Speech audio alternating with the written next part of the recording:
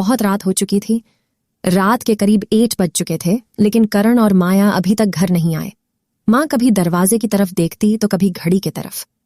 माँ की आंखों में और चेहरे पर परेशानी साफ नजर आ रही थी। कुछ ही देर में दरवाजे की घंटी बजी। माँ ने जैसे ही दरवाजा खोला और सामने बेटे करण और बहू माया को देखकर पूछा, इतनी देर क्यों हो गई? मैं कब से तुम्हारी राह देख रही थी। तब करण बोल उठा, माँ मैं अब छोटा नहीं हूं, तुम मेरी चिंता मत किया करो। बेटा कितना भी बड़ा हो जाए, माँ के लिए हमेशा बच्चा ही रहता है। चलो छोड़ो, हाथ पैर धो लो, मैं तुम्हारे लिए खाना लगा देती हूं। माँ ने दरवाजा बंद करते हुए कहा। बहू माया ने कहा, माँ जी हम बाहर से खाना खाकर आए हैं। आप खा लीजिए, हम सोने जा रहे हैं, लेकिन मैंने तो तुम लोगों की पसंद का हलवा बनाया था। आओ थोड़ा थोड़ा खा लो। अब करण गुस्से में माँ से बोला, माँ तुझे एक बार में समझ में नहीं आता क्या? तेरी बहू ने कहा, ना हम बाहर से खाना खाकर आए हैं, क्यों परेशान करती है? जा तू हलवा खा ले और सो जा, और हमें भी शांति से सोने दे।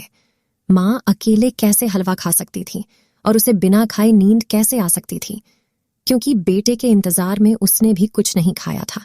वह किचन में गई, एक ग्लास पानी पिया और अपने रूम में चली गई। सुबह 10 बजे करण की आंखें खुली। बाजू में माया अभी भी सो रही थी। करण हॉल में आया तो लैपटॉप के पास रखी एक चिट्ठी पर उसके नजर पड़ी। यह चिट्ठी किसकी हो सकती है, यह देखने के लिए उसने चिट्ठी खोलकर पढ़ना शुरू किया।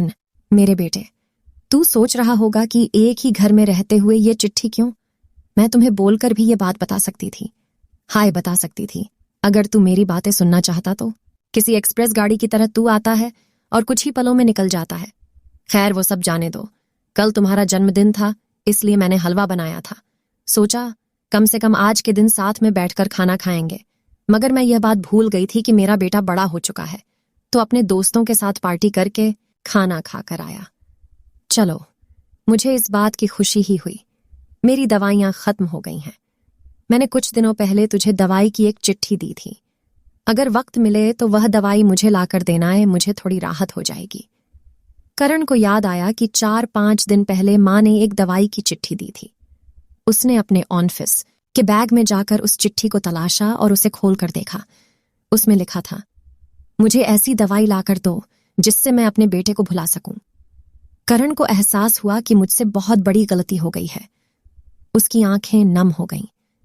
वह तुरंत अपने माँ के कमरे की तरफ दौड़ा। सबसे पहले उठ जाने वाली माँ आज क्यों नहीं उठी थी, देखकर उसे आश्चर्य हुआ। उसने माँ को उठाने की काफी कोशिश की, लेकिन माँ एक गहरी नींद में सो चुकी थी। करण के पास फूट फूट कर रोने के अलावा और कोई चारा नहीं बचा।